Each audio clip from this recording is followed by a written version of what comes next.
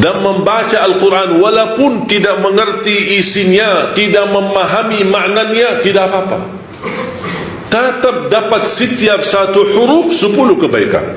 Jadi kalau jemaah sekalian membaca, tak faham sama sekali, hanya baca saja, tetap mendapatkan setiap satu huruf 10 kebaikan. Alif lam mim bukan satu huruf, alif satu huruf, lam satu huruf, mim satu huruf. Satu huruf satu kebaikan dilipatkan 10 kali lipat menjadi 10 kebaikan. Rugi kita diberikan kesempatan yang mulia seperti ini. Mana ada amal atau bacaan sebuah kitab atau apa saja kita hadis pun belum tentu dapat 10 kebaikan. Hanya Al-Quran satu huruf, bukan saat satu kali baca dapat 10 kali lipat, dia menghitungkan berhurufnya, kita mendapatkan 10 kali lipat. Sayang sekali jemaah sekalian berhari-hari lewat tidak baca Al-Quran, sedangkan fasilitas dan kemudahan ada di tangan kita. Tak bisa baca Al-Quran karena alasannya masih buta huruf atau berbata-bata. Jangan khawatir, ada berita gembira di hadis yang diriwayatkan Imam Muslim. Rasulullah SAW bersabda, "Walladhi yaqra'ul Qur'ana wa yatata'ta'u fihi wa huwa 'alaihi syaq lahu ajran." Barang siapa yang membaca Al-Quran dan dia mendapatkan kesusahan sambil berbata-bata dalam bacaannya, apa dapatnya? Apakah dosa karena berbata-bata? Kesulitan dalam membaca, apakah itu dosa?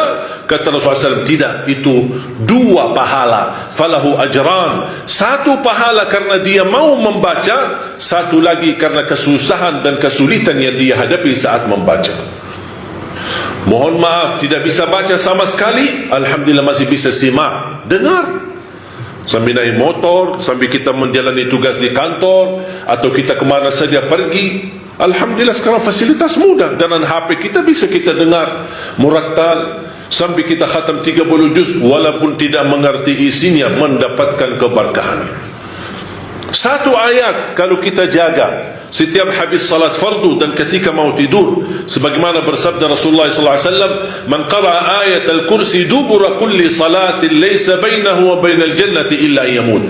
Barang siapa yang membaca ayat kursi setiap habis salat fardu, dijamin menjadi ahli surga. Cuba 1 ayat saja menjaminkan kita masuk surga. Kira-kira gimana 30 juz Al-Quran?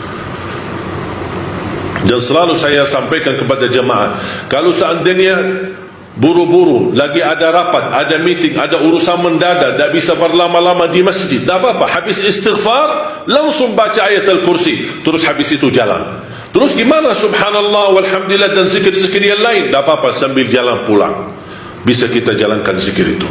Asal jangan tinggalkan ayat kursi setiap habis salat, karena itu jaminan mendapatkan surga Allah Subhanahu wa ta'ala. Saya harap jemaah sekalian, kita mempersiapkan diri mulai sekarang. Jangan menunggu Ramadan yang datang, karena belum tentu bertemu Ramadan. Tidak ada yang punya jaminan punya umur sampai bulan suci Ramadan. Makanya saya harap, kalau tidak bisa 1 juz dalam 1 hari, minimal mulai harimu baca Al-Quran, tutupi harimu dengan membaca Al-Quran.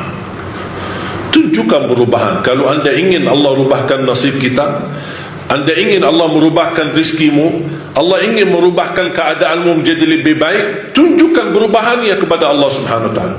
Tunjukkan perubahan yang luar biasa, akan dapat anugerah yang luar biasa. Tapi jangan kita menjadi hamba biasa-biasa saja, tapi minta sama Allah yang luar biasa. Itu tidak adil.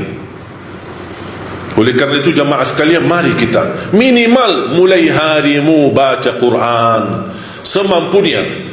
1 ayat, 2 ayat, 1 halaman, apa yang anda mampu tunjukkan. Begitu habis subuh, sebelum beraktivitas, sebelum jalan ke kantor atau kemana, kita baca Al-Quran. Begitu pulang, sudah mau tidur, siap-siap, sebelum tidur ambil air wudu dan baca Al-Quran. Habis itu tidur. Semoga di antara kita memulai hari kita baca Quran, tutupi hari kita baca Al-Quran, semoga di antaranya kita mendapatkan keberkahan oleh Allah Subhanahu wa ta'ala. Berkah terjamin. Saya belajar dari ibu saya, setiap hari tidak pernah lewat pasti khatam suratul Baqarah setiap hari, karena Rasulullah SAW bersabda, "Alaikum bi suratil Baqarah fa inna akhdaha barakah wa tarkuha hasrah wa la tastati'uha al-batalah."